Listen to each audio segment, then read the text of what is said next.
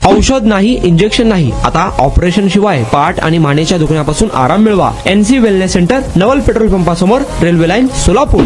एक धक्कादायक आणि दुर्दैवी अशी घटना नांदेडमध्ये घडली आहे. नांदेड शहरातील देगलूर नाका भागातील हारुनबाग परिसरात नाल्याच्या कामासाठी नांदेड महानगरपालिकेने खोदलेल्या खड्ड्यात बुडून 4 मुलांचा दुर्दैवी असा मृत्यू झाला आहे.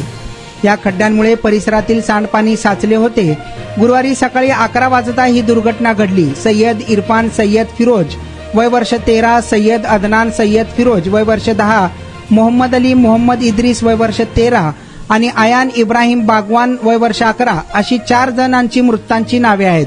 मृतांमध्ये सय्यद इरफान व सय्यद अदनान सय्यद फिरोज या 2 भावांचा समावेश आहे. हारुनबाग येथे मनपातर्फे नाल्याचे खोदकाम सुरू आहे. गेल्या 15 दिवसांपासून काम बंद होते.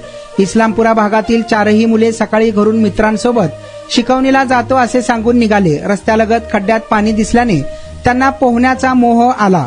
पाण्याच्या खोलीचा अंदाज न आल्याने 4घे जण बुडाले.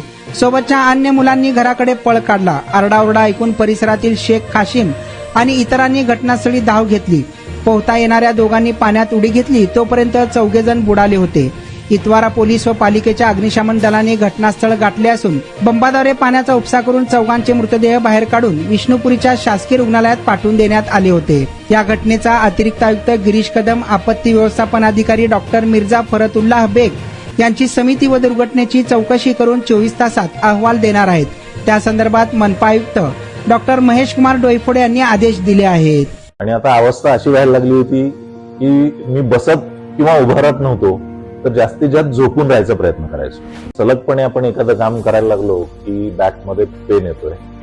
सुरुवातीला मी त्याला इग्नोर करायचा प्रयत्न केला. त्याच्यानंतर मला जाणवलं की इग्नोर करून हे काही कमी होत नाही. या ट्रीटमेंटच्या दरम्यान मला कुठल्याही गोळ्या किंवा इंजेक्शन घेण्यासाठी सुचवलं गेलं नाही. मला पाठदुखीचा खूप त्रास होता. आयुष हॉस्पिटल जयसिंगपूरमध्ये दाखवलं. त्यांनी त्यावर मला सर्जरीचा सल्ला दिला. त्यामुळे मी आज साधारणपणे 90% पर्यंत रिलीफ आहे.